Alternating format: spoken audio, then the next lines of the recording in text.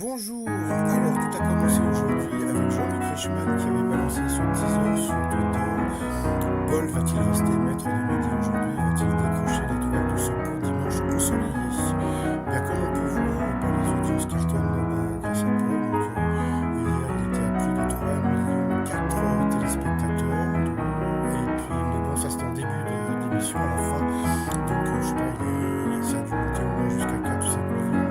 Puis alors, aujourd'hui, je vous dis pas. Donc, quoi de neuf aujourd'hui dans les 12 coups de midi? Eh bien, donc, le très sympathique Paul de 1,90 m était toujours maître de midi. On a pu voir que Jean-Luc Reichmann avait mis son t-shirt Mammouth, puisqu'il faut savoir que Jean-Luc Reichmann, quand il était jeune, il avait travaillé chez Mammouth, donc le t-shirt Mammouth.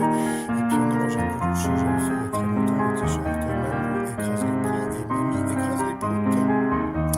Sinon, dans le public, eh bien, une dame de Polynésie était venue remettre un petit drapeau à Jean-Luc Reichmann.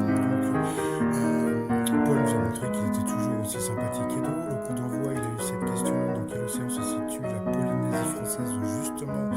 Eh bien, c'était l'océan Pacifique. On a pu voir qu'il y avait deux nouvelles stars dans le public. Donc, c'est les deux jolies filles. Donc, eh bien, après Vanilla, je ne connais pas les prénoms de ces jolies filles. Donc, bonjour, mademoiselle. Vous aviez donc Arthur qui a eu cette question lorsqu'il est blessé par l'une de ses proies. Que fait la fourmi africaine Matabele? Donc, elle appelle une infirmière. Bon. Ensuite, vous aviez donc le très sympathique Gilles, qui est solution alternative à l'interdiction du portable dans les écoles expérimentées par un collège de Tarn-et-Garonne. C'était un permis à point. Après, Julie de Belgique a eu une question musicale, donc je ne l'ai pas mise.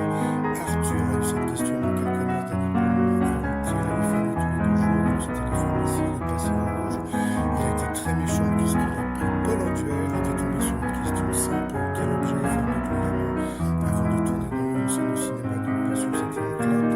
Après, dans le public, on a vu une nouvelle star, la Mamie Cadencée, qui était super rigolote. Après, on a pu voir dans les sélections toujours pas de Tata Véro.